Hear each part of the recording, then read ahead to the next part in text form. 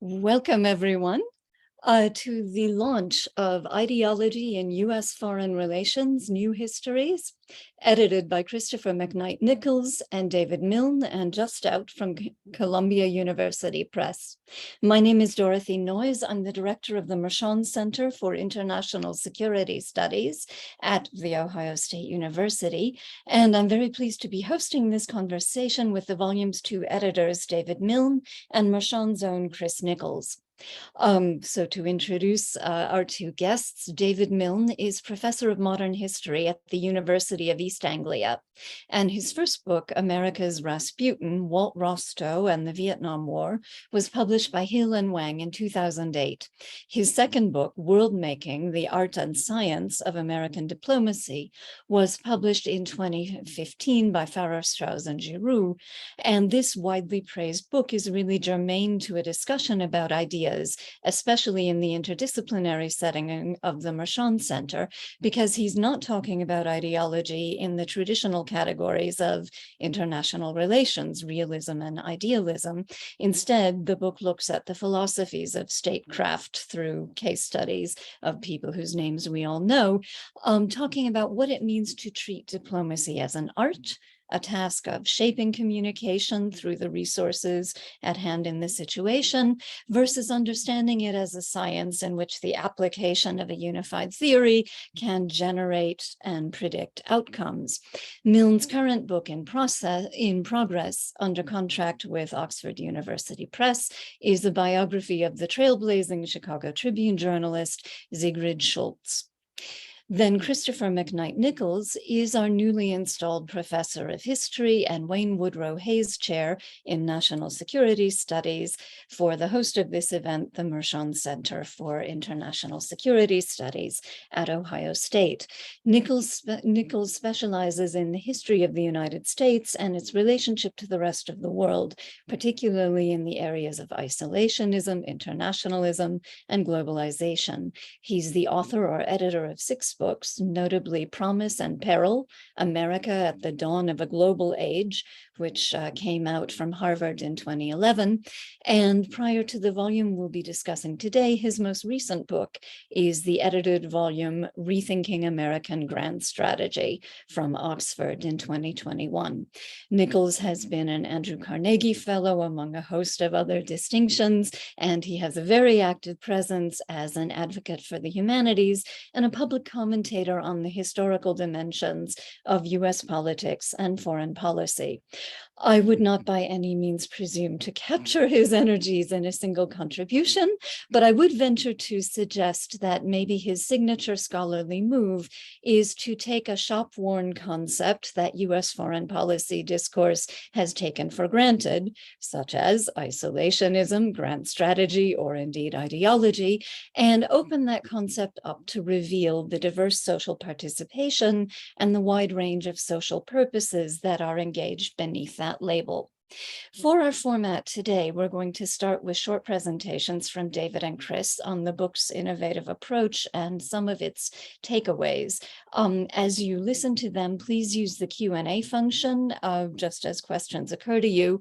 I will be synthesizing these as they arrive, and I'll open up the discussion with a few first questions of my own. So I think, David, are we starting with you?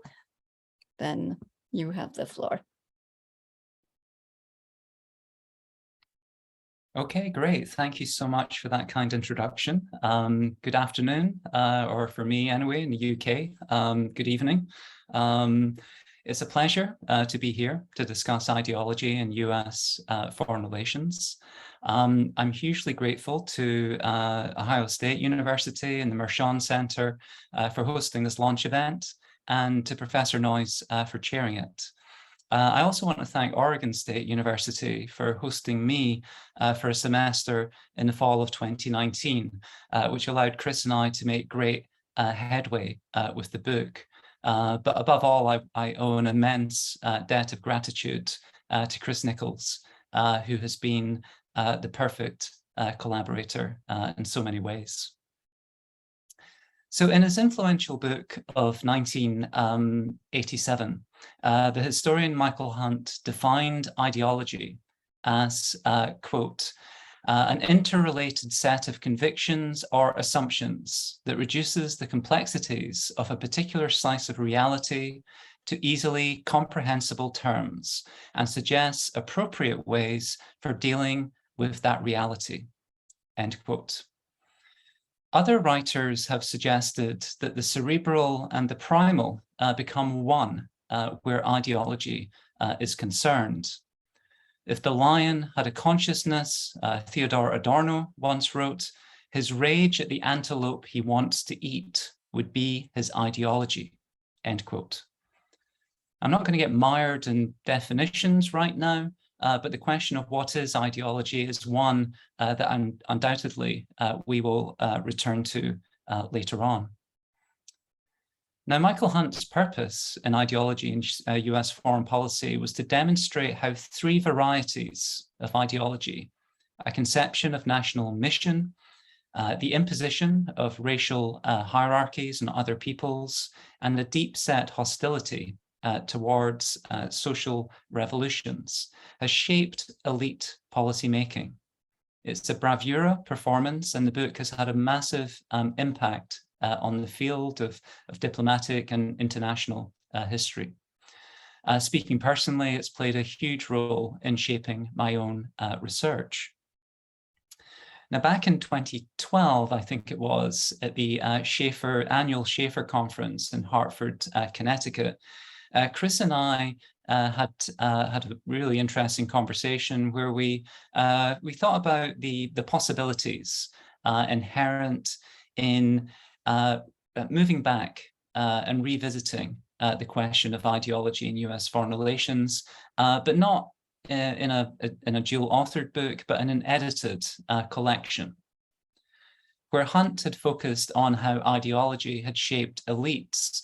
We thought it was an opportune moment to cast the net wider in assessing how ideology had informed all facets of the United States' interactions with the world. And so the book we're discussing this evening is the result. In 22 chapters, our contributors have addressed how ideology has interacted with a diverse range of topics, from Emily Conroy Crutz, writing on 19th century missionary magazines for children, to Emma Bong Umoran, interrogating the foreign policy ideology of Eugenia Charles's Dominica in the 1980s, to Daniel Immerwahr, exploring how the cinematic universe of George Lucas was shaped by an aversion to modernization theory. At the outset, we asked our authors a few questions to help guide their exploration. Just as these same questions guided the research of the chapters, they can also guide their digestion, and maybe even they might be helpful in terms of the discussion we're about to have. There were the methodological questions. What approaches most accurately reveal the influence and impact of ideologies? What about the conception, transmission, and reception of these ideologies? And then there was the questions that I've touched upon of premise and definition. What counts as an ideology when interrogating the history of US foreign relations? Does it matter? Must something function coherently as an ideology to function ideologically? Does the source or site of ideological production matter? And if so, how? And so writing about ideologies and encouraging our authors to do so forced us all to turn abstract and sometimes unreal concepts into subjects. How do we ground our analysis in human actors and material agents while acknowledging the real material agency of ideas? In this book, we define foreign policy and foreign relations really broadly. I think it's one of the virtues of the collection. We include a wide range of actors, texts, and topics outside the narrower confines of diplomatic history.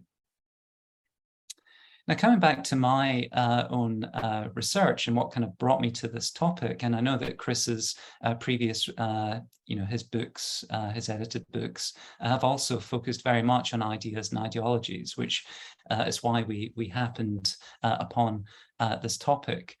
But certainly the book America's Rasputin and World Making were very, very focused on ideology and its influence on US foreign policy. But like Michael Hunt, my own focus was on policy-making elites. So in the case of Walt Rostow, I explored how his economic determinism shaped the advice that he dispensed to Americanize and to escalate the Vietnam War. In World Making, The Art and Science of American Diplomacy, I argued that a series of influential foreign policy advisors were susceptible to scientism and advocated policies that stemmed from a dogmatic, theoretical worldview that too often departed from hard realities. In my research then, ideology principally, I suppose, has served as a force that makes shapers of policy do very stupid things, as I argue in both the books, to varying degrees. Ideology constrains rather than sharpens policy advice. Ideology narrows an individual's focus and encourages the repetition of mistakes based on fundamental misconceptions. And one of the real pleasures then of editing this book was in moving away from policy elites and the notion that ideology necessarily means grandiose dogma.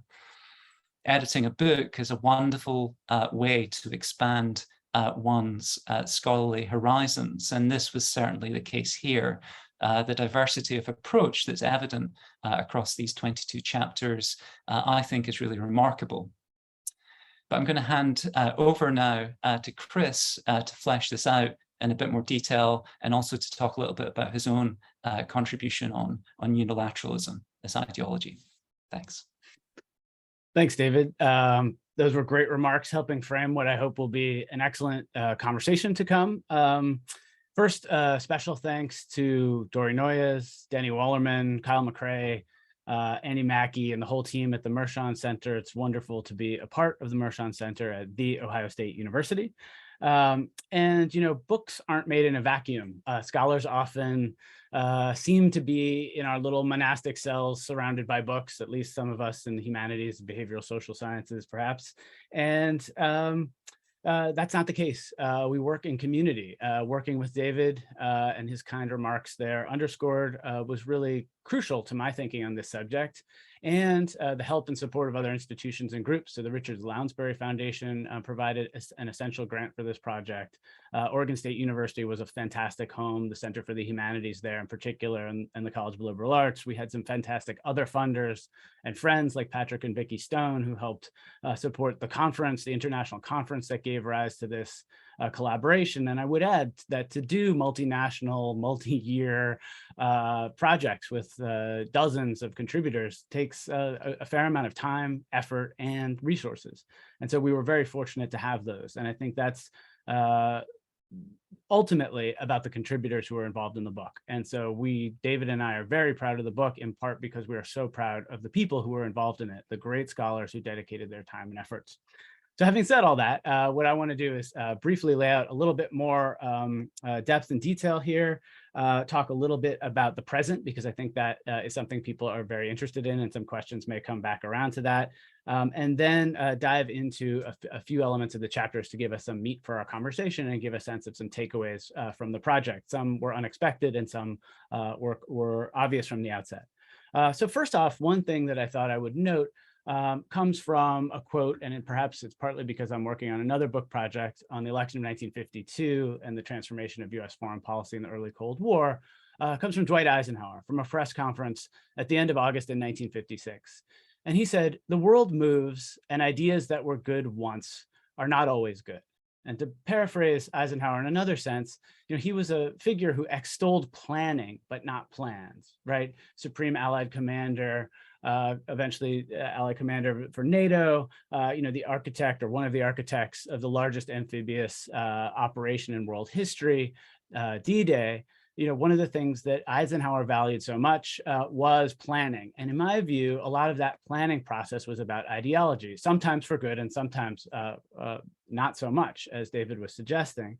But what's important there, I think, just to foreground our conversation in some ways, is that policymakers, politicians, and others very often speak in somewhat abstract terms about ideas and ideologies like that. Eisenhower was known for kind of folksy commentary, sometimes very hard to follow, in fact, in press conferences, and it was a real art of his. But in rejecting ideology or in rejecting particular ideas or isms, policymakers have often shown that they are, in fact, very much ideological. And that's something that we find in the book at the elite high policy level, but also at the individual level. So one of the things I wanted to point out, coming in another vein, but from exactly the same era, is from a chapter by Brandy Wells, who's an Ohio State University alum, a great scholar involved in the book. And she talks about a scholar, a home economist turned diplomat for the US named Flemmi Cottrell. And what she argued was that she would like to think of herself in the late 1950s into the early 1960s as an international citizen, which meant to her doing, quote, what one is really, what one who is really a world citizen would do. Now, in some ways that you might say that that conflicts with Eisenhower's vision. You might imagine that his view of the ideas that were world shaping or not were very much about nation states, but I think they aren't in contradictory terms. And in fact, very often, one of the things we found in this book project, in talking to all these scholars, was that ideologies that in fact shaped US foreign relations often were multi-level, multi-tier. And so you could have domestic-oriented foreign relations ideologies that also had implications for foreign policy, all the way up to a level where people like Cottrell were talking about international citizenship and perhaps goals, transcendent kinds of goals that were something greater than self-interest for the US or vital interest for the US. So that's one place to start. Another thing that I wanted to add in thinking about the contributions of the book, what we hope to do, and what's going on in the field, is to suggest that, as David and I do in our introduction, that we're somewhat at sea in the present moment, in no small part in US foreign policy, because the US hasn't really grappled with the intractable and pervasive influence of ideology on US foreign relations. Now, we've seen a lot of scholarship in recent years touching on this. We've seen political commentary touching on this, but a number of the chapters in the book actually show that journalism and to some extent that scholarship is missing a few key components here. So, one of the things that we say early on in the book, and we point to, and in fact was a surprise, at least to me, as we developed it, was that the movement from the Bush administration in the wake of 9/11 through the Obama administration, through the Trump administration to the present, showed profound influences of ideology. Now, perhaps that shouldn't surprise us, and yet in differing ways, each of those administrations articulated their own ideology or an anti-ideology. So one thing that David and I say at the outset of the book is that foreign policies emerge from and produce ideologies out of necessity. A few examples might be helpful here. So we note the Monroe Doctrine of 1823 as a good example. It was issued by James Monroe, partly written by John Quincy Adams, and it ostensibly established an effort to forestall European colonialism in the hemisphere in the midst of roiling Latin American revolutions, while at the same time evidencing a bent of what I argue in my chapter is unilateralism. That is the US attempting by fiat to claim the hemisphere as a sacrosanct sphere of influence, even while the nation was weak, even while the British Navy was the primary way in which this could be enforced. But in so doing, articulated a kind of ideological vision for the US's proper role, at least in the hemisphere, if not in the world, in warding off European colonial adventures, right, in the hemisphere. And you can see that in this sort of moment, a doctrine that arises from and bequeaths powerful variants of other ideologies is really essential. And so you hear, if you look to foreign policy debates and discourse in the late 19th century, up through debates over whether or not the US should join the League of Nations in 1919 and 1920, again and again, invocations of the Monroe Doctrine. Now, in different sorts of ways, they argue for unilateralism. Some would argue against that, for multilateralism. unilateralism, for collective security and working with other nations, or for kind of hegemonism, the US sort of running the show. But in many of these instances, that moment, that sort of moment of Monroe Doctrine gave rise to a long-standing or long reach of these sorts of ideological dimensions and the updating of them over time. Another example that we just highlight briefly at the beginning are especially the dynamic foreign policies emerging from, as well as generating ideologies around the Bretton Woods system of 1944. The sorts of things that we think of coming out of the Second World War that argued for the US to take a different role in the world because of the historical mistakes many took to be the lessons of World War I and the aftermath of World War I. So, such examples in that era include the United Nations, the International Monetary Fund, and we could go on and on. But these are instantiations. These are sort of policies that come out of a wider ideology about US world leadership. Or as one scholar, Elizabeth Borgwart, calls a New Deal for the world, right? That the FDR administration was trying on a new world-shaping sort of orientation. So one of the reasons I'm sketching this out now is to give us a few moments, a 19th century moment, a 20th century moment, where it becomes clear that things are in flux ideologically, and then the terms of those ideological questions then shape subsequent debates and policies. So, one of the things, just rebounding back to the present, that we noted, and as we were putting the book absolutely to press right when the Russian invasion of Ukraine happened, was that presidents and policymakers in particular often try to explain their moves as less ideological and more driven by material drivers. And an excellent example of this, and perhaps we can get into this more in our conversation if you all are interested, comes from the Obama administration. And we begin the introduction with this moment when, in the campaign of 2008, the policy planners, the team around Barack Obama, argued that his would be a policy of pragmatism over ideology. And we could quibble about what pragmatism is as a way of doing moral reasoning and thinking through arguments philosophically, sort of coming from William James's terms. But the point is that it was an argument that the Obama administration would represent a break from what came before. And what came before, they argued, and that they sort of planted their flag in, was the democracy promotion orientation of the Bush administration, the war on terror, and a push for a transformative global foreign policy that was premised on a set of assumptions and principles that helped to make a very complicated world more coherent, right? So this is one way to define ideology, loosely phrased or paraphrased from how we do it in the book and what we take somewhat from Michael Hunt. The Obama administration set itself as a direct diametric opposite, if you will. And so this argument and some of their maligning, for instance, of the so-called blob, the foreign policy establishment in the Beltway, was premised on just this, a kind of material drivers orientation to foreign relations that would move from real world event to real world event without wishful thinking. Or to put it as they crassly did, don't do stupid shit. But is that an ideology? Is that a foreign policy? What does it expose? What does it help a government do? And what does it perhaps make less visible? What does it perhaps limit?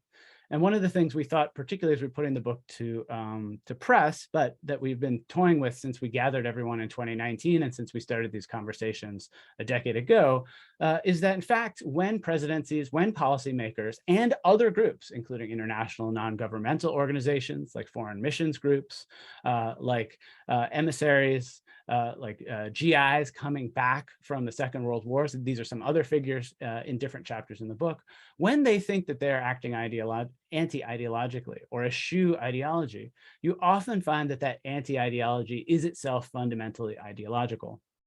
So the example here from the Obama administration, not to belabor the point, is that they argued that China as a rising power was much more important for the US, that economics fundamentally were what would determine the 21st century, and the so-called Asia pivot of that moment would really be the US's most important move forward. And so, as you may recall in the debates, between Mitt Romney and Barack Obama, Mitt Romney argued that Russia was the US's most important threat still.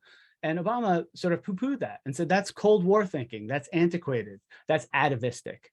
But what it turned out, as we've seen, this set of principles premised on a belief that economic drivers and economies were most important, and say nuclear stockpiles or large conventional armies were not as important, meant that the Obama administration was blindsided by the annexation of Crimea in 2014. And you could argue that it then set up the conditions for the provocations from Vladimir Putin and Russia moving forward all the way up through the February 2022 invasion, and that it did not create the conditions for the US to have a more cogent set of threat assessments, and therefore rendered the US and its allies, because this is not a US-centric issue, but rendered the US unable to fully appreciate the threats coming from Russia because it had privileged other assumptions, other core principles, right? And that itself is ideological, even if it eschews ideologies, even if it eschews doctrines. And that was another debate of those years, which we could also talk about, the so-called demi-doctrine of Obama being something that was always contingent and ad hoc, even when declaring a red line in Syria, not actually moving forward with that. And that is yet another example where Russian intervention and backing of the Assad regime was somewhat of a surprise to the Obama administration. Okay, so there's some of those overall elements. One of the things that we also talk about in the book that is very important and that came out in our conversations that I want to foreground when we move into this next step of our conversation here is a number of themes. So across chapters that begin before the American Revolution and talk about the subjectivities and relationship to the state of indigenous peoples and groups, colonials, and the colonial organizers and bureaucrats, from the period before the revolution all the way up to the present, there have been a few through lines. So one thing that we saw in the book that surprised us, I think, were invocations of civilization. There's a great chapter by Ben Coates on presidential rhetoric about civilization. And you hear arguments about civilization in the book coming from the 18th and 19th centuries about trying to promote it, the US as an engine of civilization, and in particular, very often kind of white nationalist, Anglo-Saxon orientation to promoting civilization, right? Expanding through the continent as if it were empty, and that sort of thing. And you see that in different ways and in different moments, of course, but there's a through line there. Something that's interesting is that by the end of the 19th century and into the early 20th century, one thing that Coates notes in his chapter, and we see in several others, is that those invocations of civilization as a kind of organizing principle or ideology shift. They go from kind of promoting to a somewhat more defensive move of defending. So in the 20th century, you get more conservative Americans arguing that civilization itself needed to be defended, that civilization was under threat, and that the US needed to be an agent for more effectively shepherding civilization than simply promoting it.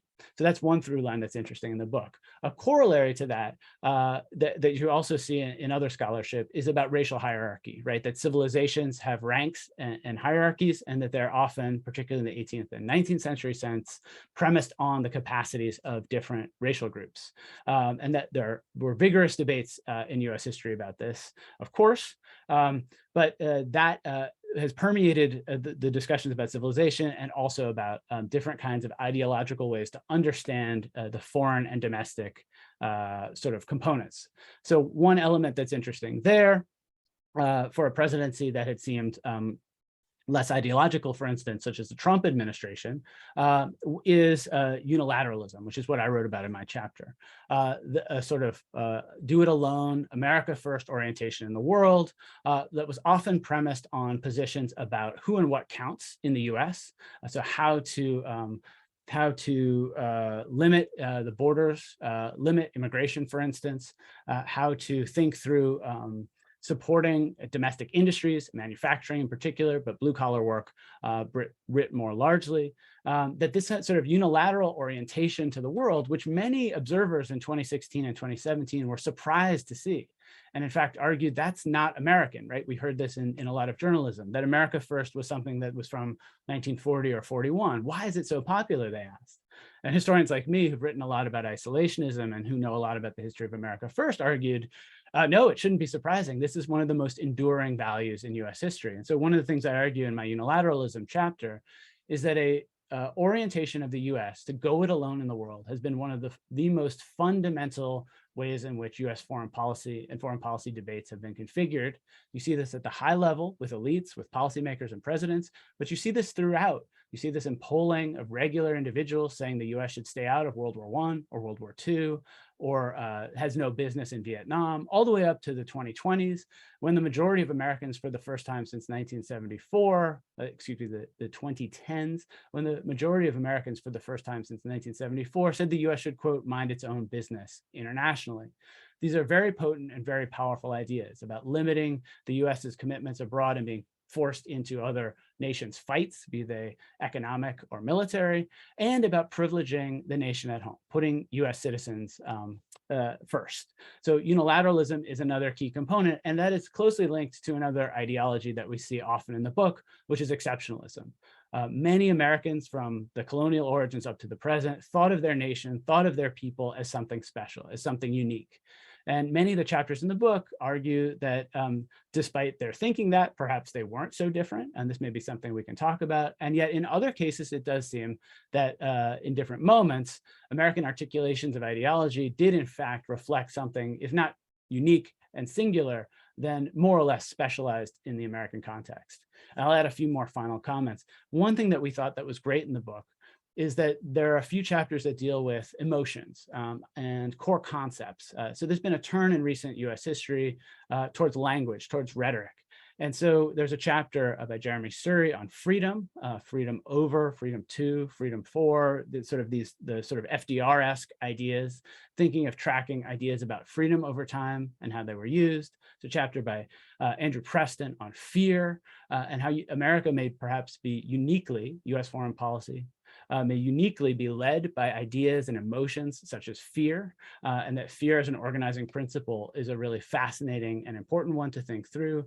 And we've got chapters that do things, as David said, and as I wrap this up, look even to multi-generational questions. And the best example here is Emily Conroy Krutz's chapter, which looks at missionary literature designed for children and the ways in which those might shape those kinds of correspondences, the ways that missionary literature depicted China or Africa as continents, or nation states within them as individuals, or believers within them, Muslims and Jews and fellow Protestants, how they oriented young readers to think about these things that then shaped the next generation, and this is the late 19th century, of individuals who went on, in many cases, the children of missionaries became diplomats because of their cultural and language skills, shaped how they thought about the US's role in the world. And so we see this in lots of different voices, many different sorts of orientations of individuals and groups towards ideology and how it shaped particular practices in different historical moments. So I could go on, obviously, love this topic, but I'd love to get into our conversation and keep moving it forward. Thank you all so much for being here with us.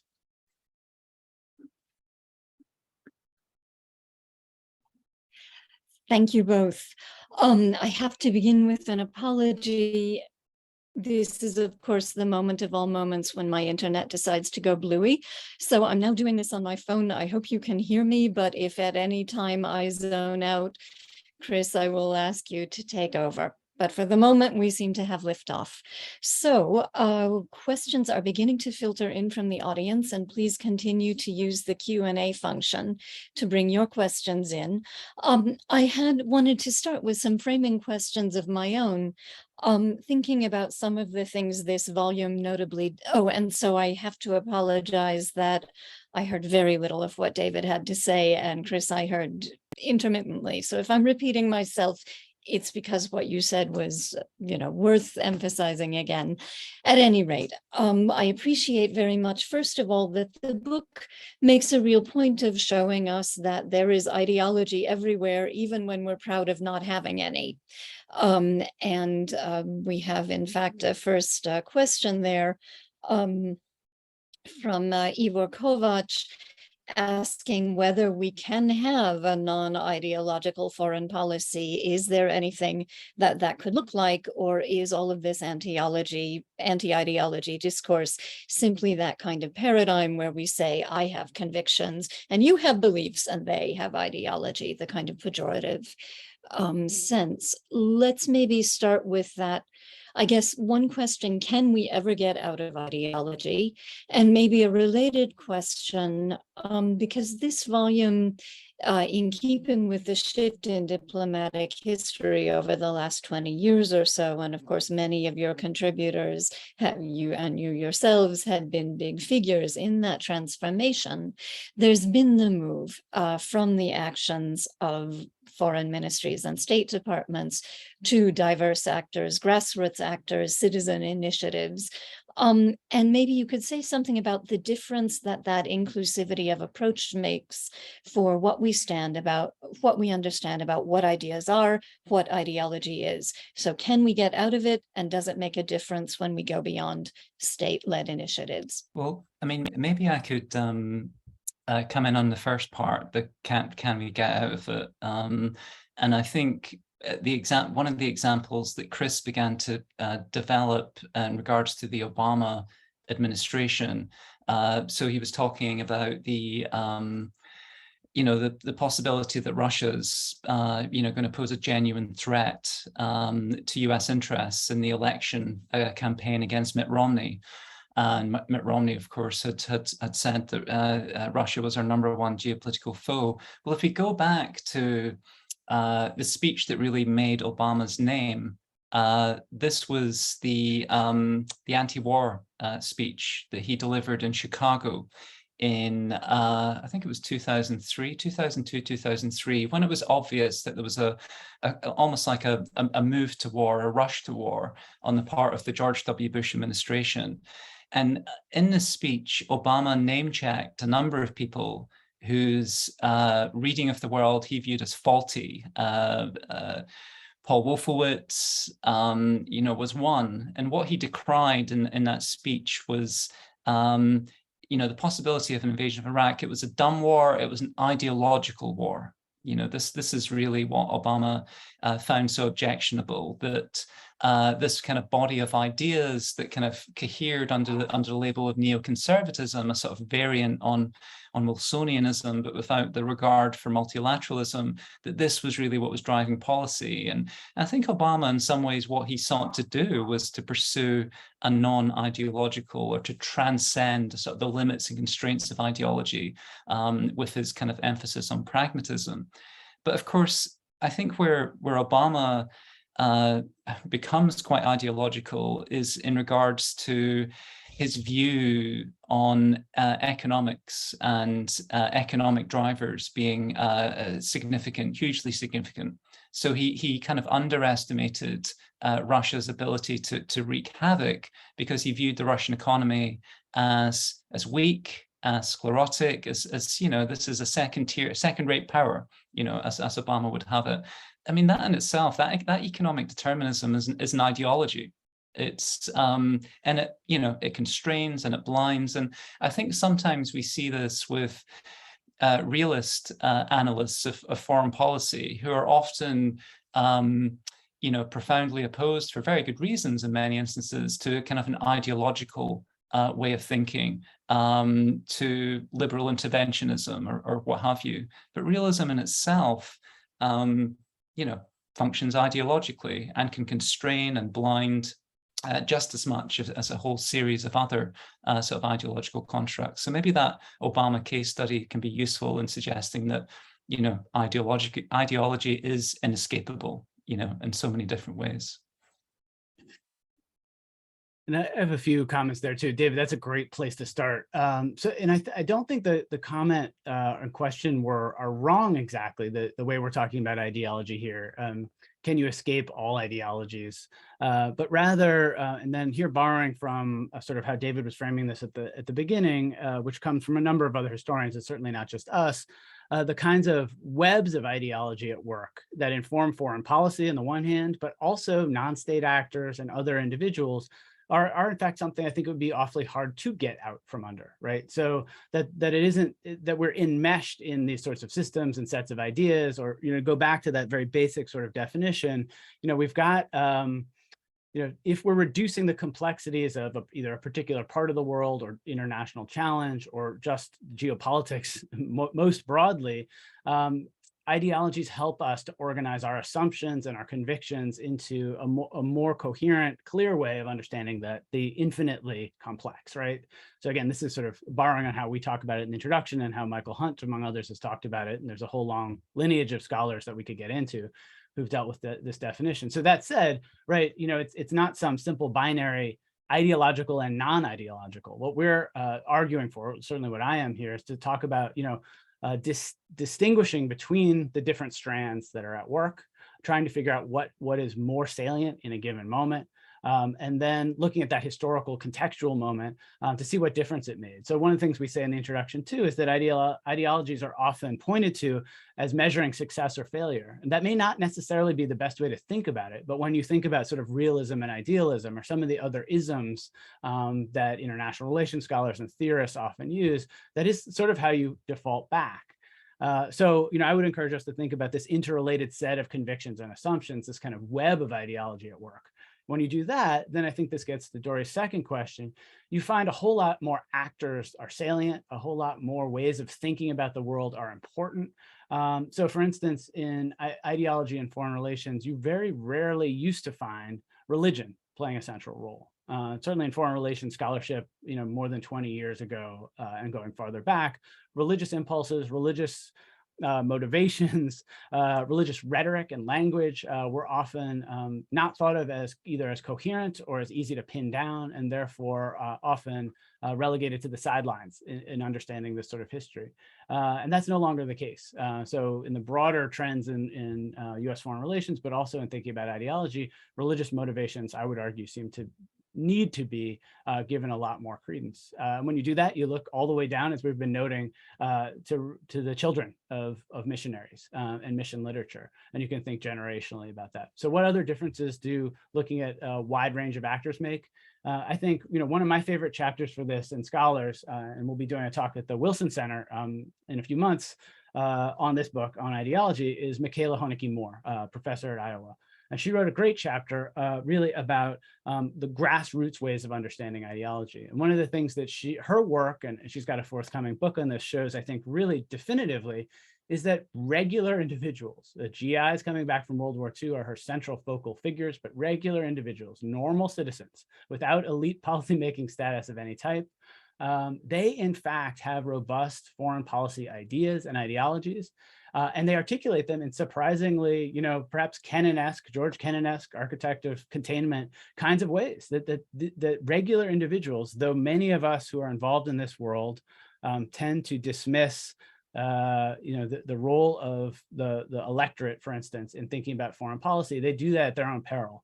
Because when you actually survey diaries, letters to the editor, and other things, you find really well thought out foreign policy ideologies, and you find ones that really couldn't hold water, but they are nevertheless ideological convictions upon which individuals are saying, I'm willing to fight and die for my nation, or I am not, right? Some of the most profound kinds of commitments that individuals make to nation states and really to world relations. We could probably go on about some of the other differences here, but it helps us see beyond majority white, majority male policymakers to get a little bit different sense of what other lived experience, other subjectivities mean and matter in terms of ideology. We've got a couple chapters on people who aren't necessarily from the US and how they helped have ideologies that leveraged thinking, against the US in some ways. So of course, there's a lot of ways to move through this space. And for us, one of the additive advantages of having so many great contributors with deep archival knowledge was they could bring that to bear to distill in just the 6,000 word chapter. So we could draw on their capacity to show us what those other voices and contexts meant and how they mattered. Yeah, I'll just add a brief to the Michaela Honecker-Moore chapter, which I agree is fantastic. I often thought with these views, from ordinary folks on foreign policy, the sophistication.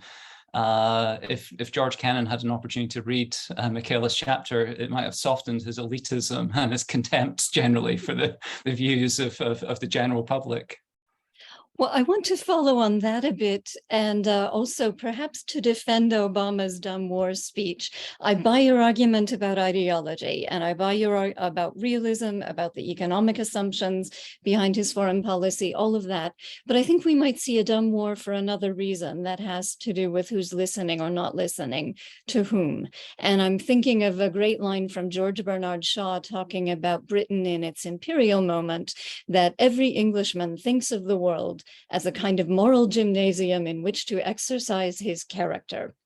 And this is, we could say, an Anglo-American habit. And in the US, I think we can always ask a question. Are we treating the rest of the world just as a stage for posturing to our fellows at home? And I think it does appear in some of your chapters, for example, even in the McAllister chapter, where American Jewish humanitarian outreach, is seeking to make a point to American Christians, among other things. And of course, in our high politics, we have a lot of cases of instrumentalizing international crisis for domestic political competition. So, all cultures are ethnocentric, and all human psychology makes people far away less real to us than people who are close. But it seems that with the racist civilizational discourse of the US, it also seems to generate a kind of solipsism.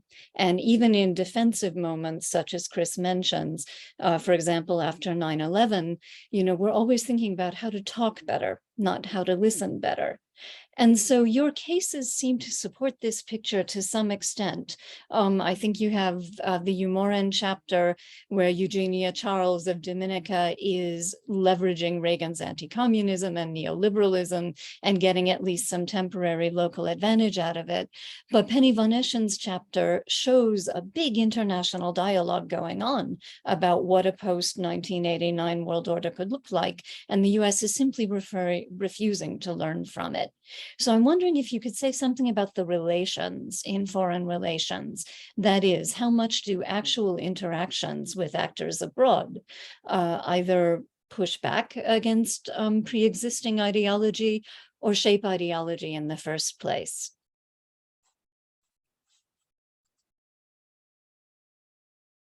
Well, I mean, I'll begin just by saying that I agree with you on the virtues of Obama's speech, and indeed the chapter that I wrote on Obama in the World Making book was generally sort of complimentary, particularly given the excesses of the Bush administration and of the Reagan administration. And I think it's a product of power, of the overwhelming power that the United States is able to exert in the world. And I think particularly in regards to the post-Cold War moment, the so-called unipolar moment, as Charles Krauthammer described it, that was a period in which, all the world appeared to be America's stage. It could intervene, perhaps not quite with impunity, but given the collapse of the Soviet Union, given the nature of the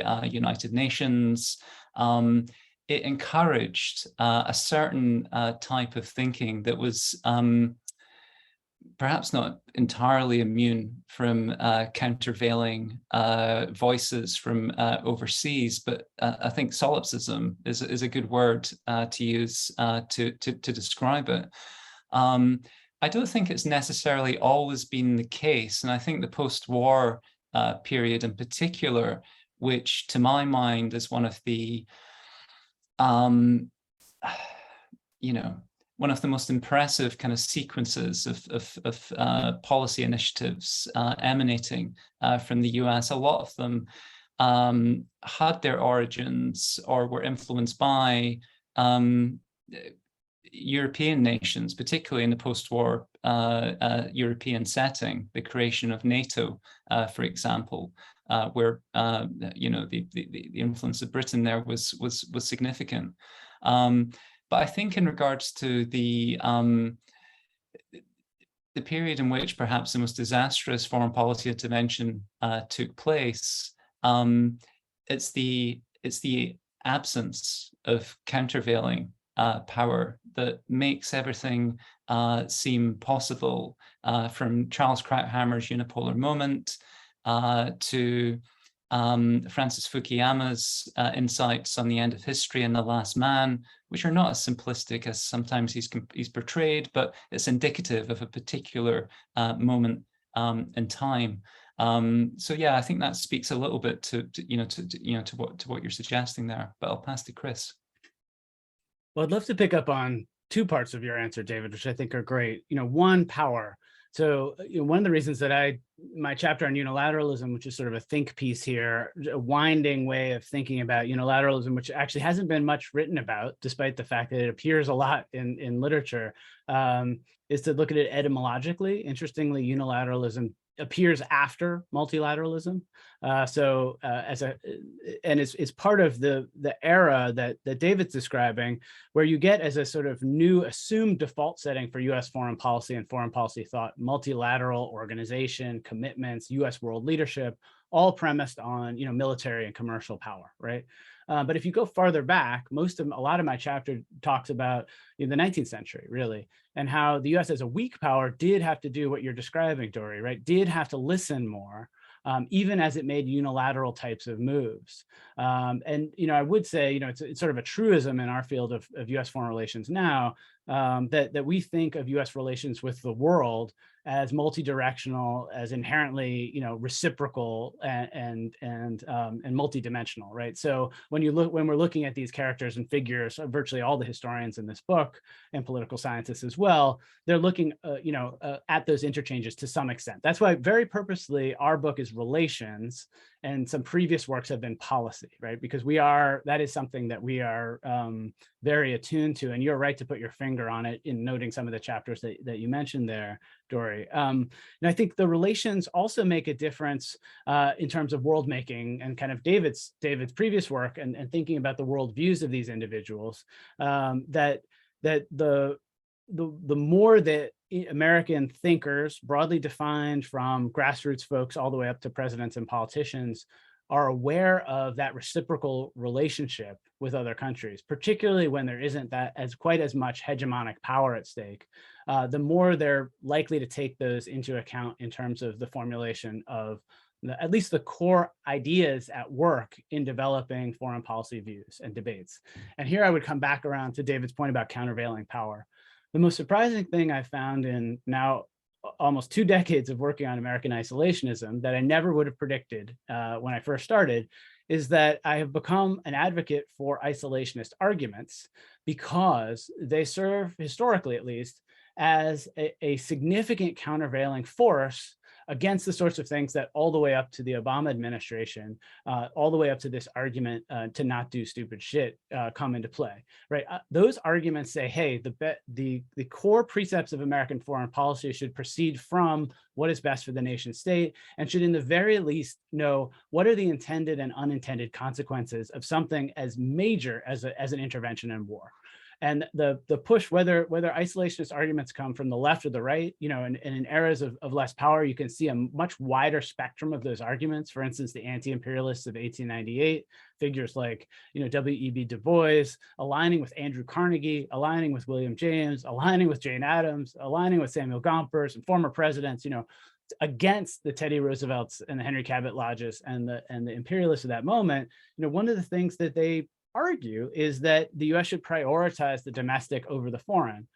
And that's something else that comes up again and again in our chapters in this book, that the intersection of the domestic and the foreign is crucial for understanding ideology, the ideologies at play. And I think David's point about, the more recent problems in US foreign policy, such as we can decide amongst us and have a consensus about them, they often are in some ways a product of not having a sufficiently broad, vociferous, or politically capable opposition to challenge assumptions, to ask for more information, to articulate, again, back to that definition, what are the core values? What are the main assumptions here?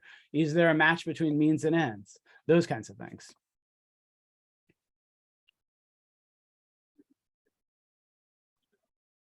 I am again having trouble. I apologize, but I hope you can hear me.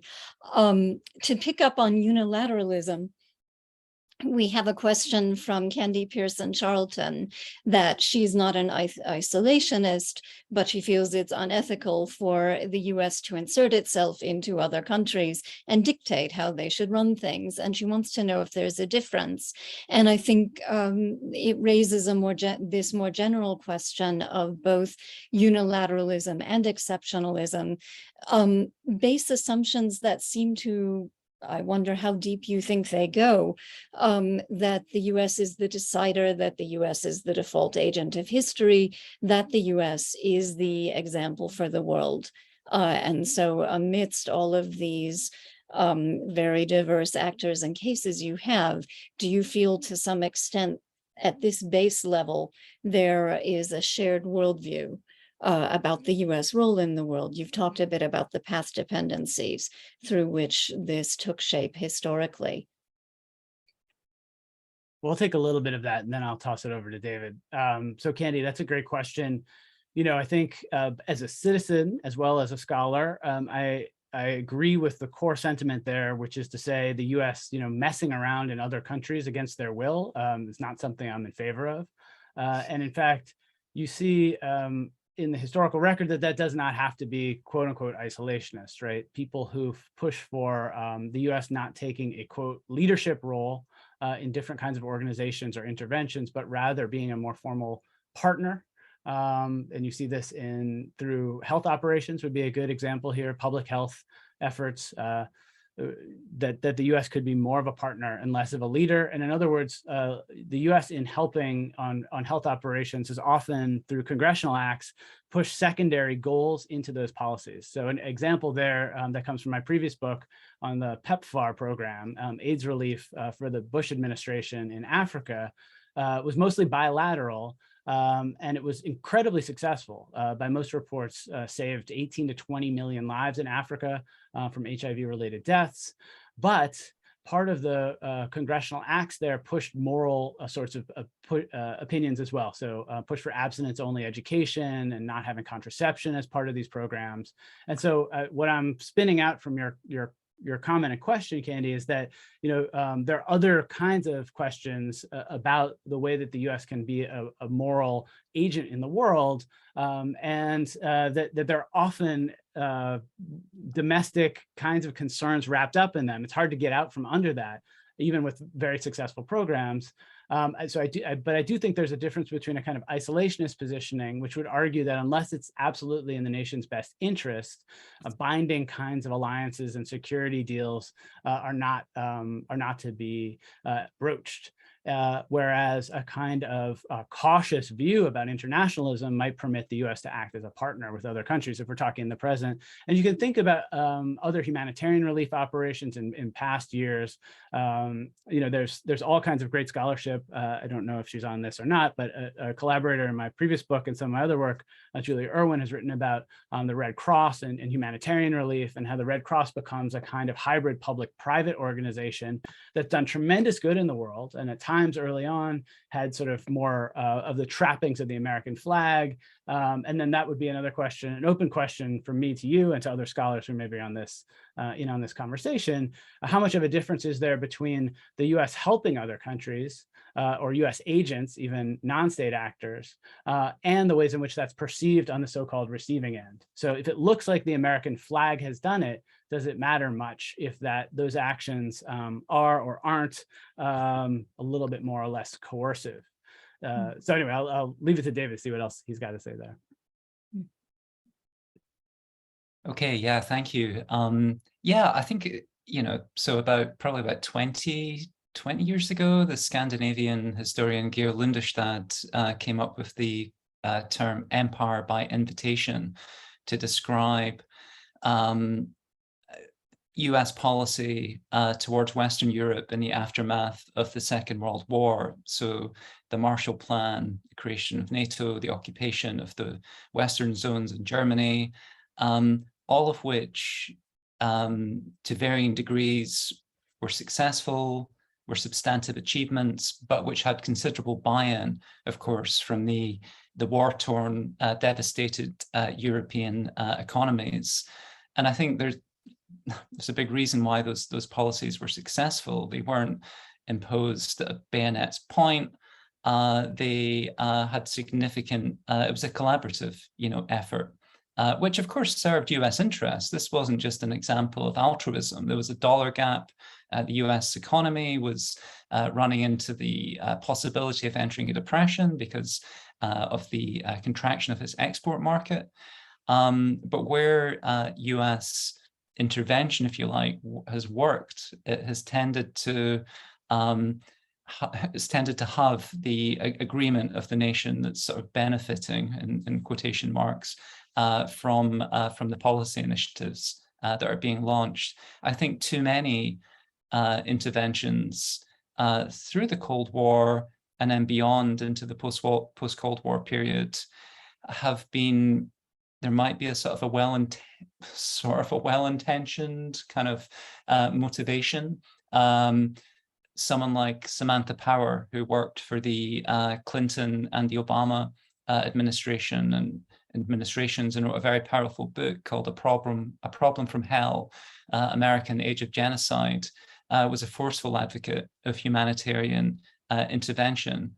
But there's problems that stem from that mode of thinking. And I think, US policy has witnessed that in various parts of the world. I suppose on Samantha Power's watch during the Obama administration, it was the intervention in Libya. But there are many others beside. But I'll stop there. Thank you. Let's take it to, in a sense, a complementary question. Susan Millsap, well, let's see, maybe starting with Andrew Goodhart, who suggests that the way that you're defining ideology here for most purposes is that it's really a kind of worldview that shapes the analysis of foreign policy and that shapes national interest and all of these other things. And Susan Millsap points out that scholars, of course, also have their interests and their analyses shaped by ideas. And so she suggests if international diplomacy itself, and certainly our scholarship of it, is moving towards more inclusivity and working more closely with the grassroots, isn't that another kind of ideology, arguably a better one?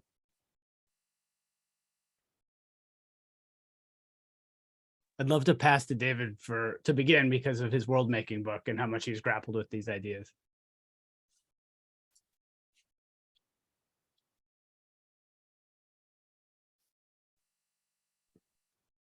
So, sorry, during the first part of your question there, it got a little shaky, my connection, or at least I didn't, I heard the second part of the question, but there was a first part from Andrew Goodhart. Sorry. Yeah, this from Andrew Goodhart. Is there a difference between ideology and having a worldview or analysis of foreign policy? They seem to be roughly equivalent in the conversation so far. Yeah, I mean, I think, so certainly because I've kind of written on ideology in the sort of the elite foreign policy making sense, I think some of my answers to these questions are conditioned by my own, this kind of connects to the second part, my own academic predilections. And in so doing and responding in these ways, I don't want to do a disservice to the variety of the chapters in this collection, which don't, by and large, attend to elite policymaking issues. So ideology, a system of ideas or ideals, to put it sort of in its most sort of basic sense. A worldview, sometimes it comes to encompass a worldview. I suppose potentially it could be narrower than that in conception, and some of the constituent chapters, do that with regards to, I don't know, the internationalism of a Flemmy Kittrell, with regards to Audra Wolfe has a fantastic chapter in the book on science and the human sciences through the Cold War. Supposedly the dispassionate pursuit of scientific discovery, but how this was weaponized, distorted in all kinds of different ways. So I suppose in my response, I just want to perhaps downplay to a degree the my own sort of scholarly interest, which is the first time I've spoken on an edited book before, and it's hard to kind of do justice, I suppose, or to capture what's being argued across these 22 chapters. But I'll pause there and hand it over to Chris, because I'm kind of waffling a little bit, I suspect.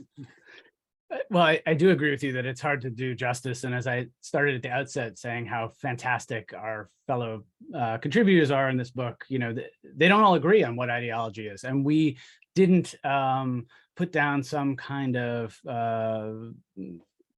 monolithic perspective, but rather encouraged everyone to take their own views. And so, one of the, I think the real strengths of this volume, one of the reasons the first few scholars in the field who've read the book have liked it so much is that you see this diversity of approaches even to the questions that you all are asking, and even perhaps in some ways to between how David and I think about the subject, although we're pretty close on this at this point, having worked on it for a decade possibly. Just taking a slight step back, one of the ways we talked about this when we were sort of thinking about the framing of the book or the proposal for the book was that when, and this appears in the beginning of my chapter on unilateralism, when commentators on US foreign policy talk about, let's say, norms being breached, they're really implicitly talking about ideology. When commentators were talking about the Trump administration's veering away from a kind of multilateralism, that argument about history, about what's a norm, what's established precedent, is to me fundamentally about ideology. It's about those core convictions and assumptions that are embedded in how we think about the world, and that web of those convictions and assumptions is therefore what helps us to reduce the kind of inherent complexity of everything out there. So at that level of ideology, foreign policy ideas kind of the way you might put it would be, but they become normalized as an expression of a natural order. They're like a reflection of things, of how things are. So you hear that kind of in public reporting, in contemporary accounts. And so you need to pause and say, okay, I mean, this is what the book does. What we've tried to do is pause and say, okay, let's make visible the ideologies under the surface of when we hear about norms being broken or things being changed. And you see that in different eras with different kinds of actors and groups. And so, that's one way of approaching that. I think from my mind, a worldview could be ideological, but is probably something bigger than that. David's written a lot about this, but I think sort of the world views of some of the policymakers that he studied, the Alfred Thayer Mahan types, I think so they're an architect of naval power in the late 19th century. Alfred Thayer Mahan, from my perspective, sea power was an ideology for him, a kind of naval view of how militaries and nation states operated. But a broader worldview for somebody like Mahan was civilizational. It was embedded in Anglo-Saxon or Anglo-American ideas. And so there was a lot more going on in that worldview than just the core ideology about, say, naval power, military power, how nation states progress, right? And so for me, the Mahanian worldview, as I take it from David's book over my shoulder, is the sum of many of the commitments within, his thinking in any given moment, some of which are ideological that we can track very specifically to like books and articles, corresponding with Teddy Roosevelt, some which we can't. And then we as historians have to make judgments about, when, where, and how are these things operating? And that's the real challenge with ideology. We haven't really gotten into this as much, but some political scientists, some US foreign relations historians really don't like to track ideas and ideologies because it is awfully hard. The old joke, one old joke in intellectual history was, pinning down an ideology is like nailing jelly to a wall. It's just going to, come right down, right? It's not going to stick there for long. And so, you really do have to be very historically specific and contextual. And that's what we've encouraged in the book. And that's what I think is a real strength here. Great. I have a provocative question from an anonymous attendee who would like to know what the relationship is between ideology at the level of foreign relations and at the level of national security, intelligence, covert action.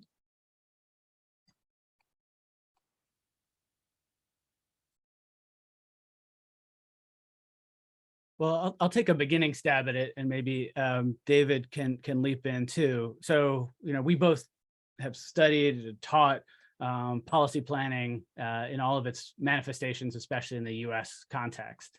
So if you look at, say, a National Security Council report on something related to intelligence and covert action, one of the things that often surprises me is how frequently there are humanistic and ideological dimensions very explicitly articulated.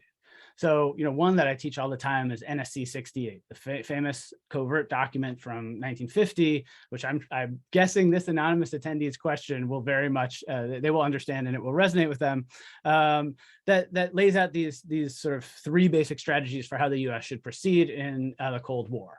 And it sets out this classic kind of paradigmatic NSC set of issues where they say, you've got, on the one hand, you've got total retrenchment and let's retreat. On the other hand, you've got total commitment. Let's consider basically preemptive nuclear war. I'm sketching in bold brushes. And then as a third option, we've got the realistic one, which is building up an enormous military industrial complex to fight, wage, and arguably win the Cold War. Okay, so that's a rough schema and it's a little bit ungenerous to the document, but what else is in there is the question of how do you support free peoples around the world? What does it mean to be behind democracies? How can the US best do that? And, again and again, when you look at sort of the history of security, the high level security and intelligence operations in the US and policy planning, such as through the National Security Council, you find these articulations of core vital interests and attempts at debating how best to achieve them. So, if you're thinking about grand strategy, for instance, which I've studied plenty as well, one of the major efforts in grand strategy is to try to determine what are really long-term ends for a nation state. What's the 50 or 100-year goal, say, of containment? And that looked like things like advancing freedom at home. It looked like things like, Eisenhower and the interstate system, transportation and industry. It doesn't always look like anything related necessarily to intelligence or covert action in the specific ways you might be thinking of, right? So even if you're planning the Bay of Pigs might be part of a broader set of ideological commitments to US cultural relations with Latin America, to fellow Democrats throughout the hemisphere, and on and on and on. So, what is that relationship? I think it's actually much closer than we tend to, at least prima facie, think that it is. But I wonder, David, you've studied these things as much as I have. If you agree with that quick take, that's the fun of these kinds of sessions. Yeah, no, I think you make some excellent points there, Chris, and I agree very much. I mean, picking up on what you said about NSC 68. I mean, this is kind of like the maximalist kind of crisis logic. This is, the US has to intervene potentially everywhere to ensure the stability of the free world, as Nietzsche and his co-authors would have it. And I think in terms of the ideology that drives NSC 68, and the ideology that drives many kind of covert interventions, particularly, so if you look at interventions in Iran and Guatemala during the Eisenhower administrations, both of those stem very logically and coherently from what Nietzsche and his co-authors argued in NSC 68. I mean, to be maybe even slightly more to continue the theme of sort of provocation, maybe, John F. Kennedy's inaugural address of 1961 about paying any price and bearing any burden to, assure the success of liberty. Well, one way he did that was in regards to the launch of the Alliance for Progress, this kind of large-scale aid program for Latin America, which had a series of kind of goals and aspirations that were partly kind of shaped by, the success of the Marshall Plan, but as Stephen Rabe and other historians have demonstrated, the failures of the alliance, you can see, it collapsing, from within itself from quite an early point onwards, because, Arthur Schlesinger Jr. is saying, okay, we need to do this, we need to embolden so-called middle-class revolutionaries in Latin American states to, to prod their nations in a particular direction, but not to go too far with land reform. And of course, this doesn't happen. And whenever significant, whenever leftist, not necessarily communistic, but socialistic governments in Latin America, when there's a possibility of them falling, the US intervenes again, throughout the 1960s and of course up to the 70s and the intervention in Chile. So there's, they're often, very often, I think, one and the same, the history of covert action and national security ideology as expressed by presidents, by NSS documents. There's often, they're the same and one. Okay. I want to ask one more question about the form ideology takes, and then we have two questions on contemporary matters with which to finish. So the one goes back to Chris's comment about the abstract character of some American leaders' ideological discourse, especially. And I'm wondering if this is not just an American thing, but perhaps one of liberal democracies, the importance of these big words like freedom. So, which Jeremy Sorey calls the base alcohol of American soft power. So freedom, manifest destiny, civilization, exceptionalism, pragmatism, America first, etc. Heavily ideological concepts, as you say, but not in the original French sense of a coherent system of ideas, the Marxist sense, an explicit public system. They're not so much concepts as slogans, and their power is because they're vague and people can get behind them without really having a sense of the policy agendas that might be pushing them, or of anything more than something they want that they can attach to this abstraction. And so we have some space here for a Marxist condemnation of ideology as mystification, but we also have perhaps something important in liberalism, which is the practical challenge of finding something that a plural public can get behind and leaves room for innovation and improvisation. So I wonder if what you think of perhaps the slogan concept as a feature of liberal ideologies or democratic rhetorical situations. Yeah, I completely agree in the sense that, well, I think Jeremy Sorey does a really, really excellent job in this chapter of discussing freedom in these three different sort of manifestations. And that doesn't necessarily, but at the same time, I think it's possible to look at something like the NSS document of 2002, which the Bush administration released in some ways to serve as a justification for the war in Iraq. And the frequency with which the word freedom is deployed in that document is remarkable. And in some ways, it's testament to the legacy of Woodrow Wilson in regards to his invocations of freedom, of his very famous formulation about making the world safe for democracy, and the way in which they have endured, have almost become an essential reference point, particularly in the Cold War period, for presidents to invoke freedom, the free world, democracy. If you don't say it, you're potentially you're liable to come under attack for lacking patriotism or lacking being bereft of American values. And it's not just true of the United States. You get it a little bit in the UK. Of course, in my experience coming from the UK, you hear this a lot as well, although less so. Partly it's a product of for example, Britain's diminished power in the world, sharply diminished power. But then also you have, so Richard Hofstadter wrote something to the effect that it's been the fate of the United States not to have ideologies, but to be one.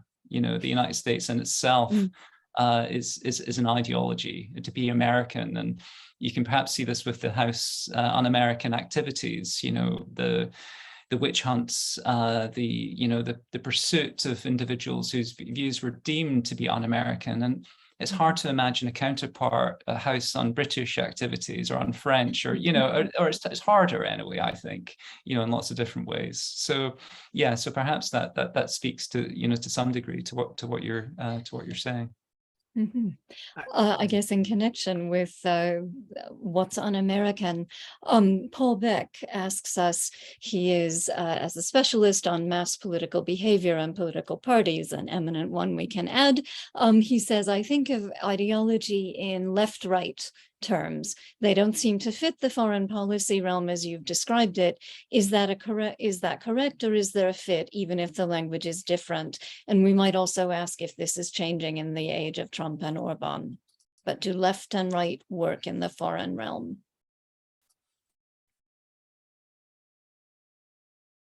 David, you're muted. Yeah, I think, I mean, so liberal internationalism or liberal interventionism, or this kind of body of ideas that hold that is incumbent upon the United States to intervene to serve, well, as a force to advance democratic ideals, or as a force to serve a humanitarian function.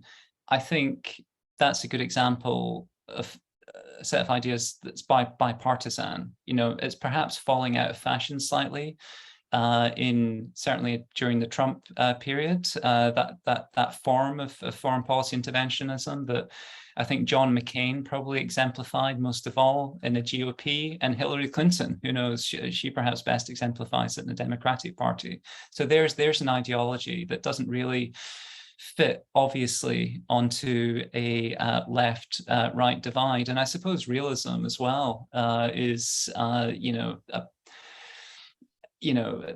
way of viewing the world that doesn't necessarily map traditionally onto left-right boundaries. So so those would be the sort of the two obvious examples that spring to mind. I very much agree with that. And I think, idealism has been held out as a left orientation, at least since Wilson, and often excoriated for it as this sort of dreamy, aspirational utopian vision for foreign relations. And so then you've got in the later instantiations that David is talking about, like liberal internationalism, are an attempt to make that more harder, less subject to critique in that same way. I think, as I've studied U.S. foreign relations and ideology over the scope of the 18th, 19th, and 20th centuries up to the present, to my mind, I do not think that foreign relations ideologies tend to map onto left-right schema. There are examples where they do, but if you have to put your thumb on the scale and say, are they more that way or less that way, I would say less. And for me, especially some of the more long-standing traditions like unilateralism help to illuminate that, right? So you can have arguments for staying out of particular conflicts or acting alone that in one era's politicians or citizens might have been deemed to be more left-oriented, and in another era that could be seen as more right. The same is true with isolationism and anti-imperialism. I mean, in my view, the most heterogeneous foreign policy lobby in U.S. history, the Anti-Imperialist League that I was talking about earlier, brings together very much the left and the right in the U.S. Racial reformers and women's suffragists and conservative Americans and millionaires and billionaires and former presidents from both parties.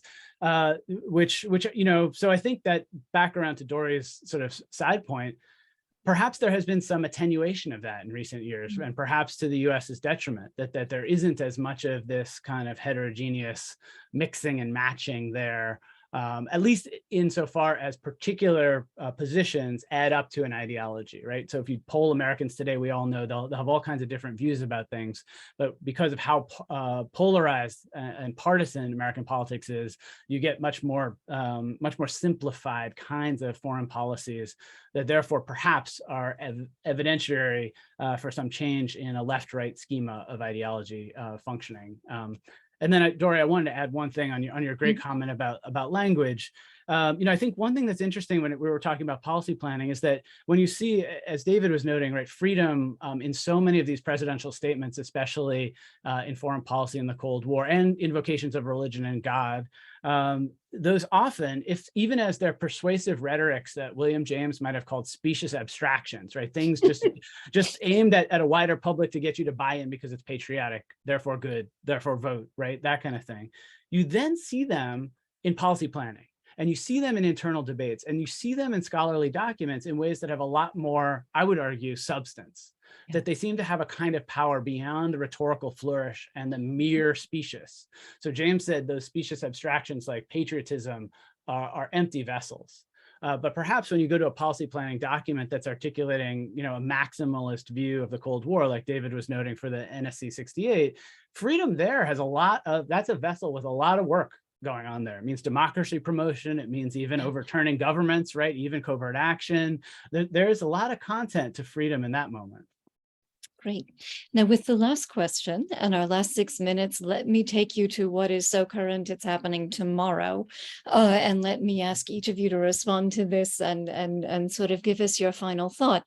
Annette Newell points out that tomorrow, Russia is starting its so-called referendums in Ukraine. And of course, Ukraine itself and its Western allies are calling this illegal annexation. How does this display a contrast in rival ideologies? What do we make of these fighting words in an ideological context? Chris, I really think you ought to take this one. Living in the UK, I mean, there's been no news the last 2 weeks because of the death of the Queen. Impossible. I've got no idea what's happening in the world at the moment. So I think definitely, Chris, this is one for you. So the UK has no news except for the Queen. I got it. It's a great question. So, clearly in international law, the referendums are a bridge too far. That they are not the genuine will of the people in the sense that we tend to think about, going back to Wilson, self-determination. Or if they are, their self-determination contrived through the invasion of a larger power, setting up the conditions for this to happen. I think in the broader ideological questions that we're talking about related to this book, what it reminds me of is something that goes back to the 1930s, the so-called Stimson doctrine, Henry Stimson, who argued that Japanese gains in China should not be recognized. And that this moment in U.S. foreign policy was one that said that sort of the ill-gotten gains of nation states, when they had the power to acquire land, to rule alien peoples against their will, to do this sort of thing, should not be recognized by states like the US, that this was outside the bounds of the international community. And such that, the question here is, how does this display a contrast in rival ideologies? The rival ideologies here are, I would argue, the raw exercise of power by Russia in this moment, and their belief that they can get away with it because of conditions on the ground, because they will have sufficient force there. And we also know that Vladimir Putin has now called up reportedly maybe as many as 1 million reservists to start serving, including with widespread protests now happening in Russia. So the use of power on the one hand, and then if you go back to this sort of longstanding US set of positions, starting with Stimson in the 1930s, the U.S. will not recognize, unjust regimes, territorial acquisitions against the will of the people on the ground, or even if the will of the people on the ground appears to support that, because it came at the end of a bayonet or because it came through the use of force, it wouldn't be acquiesced to. The problem, of course, in this, now as then, is that when Japan ruled Manchuria and China, if Russia rules Eastern Ukraine, how do you trade with those areas or not trade with them? How do you not take account of humanitarian relief questions? It gets really thorny when you move down the next steps of not recognizing ill-gotten gains in foreign relations. Will there be reciprocal ability of people, say refugees and family members, to move across these borders? That's a thorny issue today. Think about North Korea and South Korea with this. It's constantly being negotiated and renegotiated. So I think this moment with these referendums in Ukraine very much illuminates contrasting ideologies of the use of power in foreign relations, and therefore illuminates questions about really how the international community can and will respond, including the US, but not at all limited to the US. This is not an American-centric problem or solution. It will have a lot more to do with what Poland and Germany and France have to say about the matter, and Turkey, and sort of more neutral mediaries who might be able to do something to ameliorate conditions in this moment. So I think it's a great example of something that is long-standing, at least in 20th century US foreign policy ideology. And the US has not come up with a good toolkit to deal with this, in my opinion. Yeah. Thank you. Well, to finish, instead of with the thorny, let's finish with the not thorny. It's not irrelevant that David raises the death of the Queen, because she is herself the very personification of anti-ideology. And I have been reading, you cannot get away from her in the US media either. And there's been an awful lot of argument for the usefulness of the ideology of anti-ideology in holding rickety ships together. So everything has its uses. I want to thank you both, thank all of our questioners, apologize for my difficult connection, but I think you all managed to create a great discussion anyway. So I hope everyone will go out and look deeper into the arguments of the book, which are really historically rich, rich in perspectives, rich in actors, and will teach you will give you a lot of food for thought. So thank you very much, and thanks to our participants. Thank you. Thank you, Dory. Thank you all for coming out and for caring about history and about ideas and ideologies. Thank you.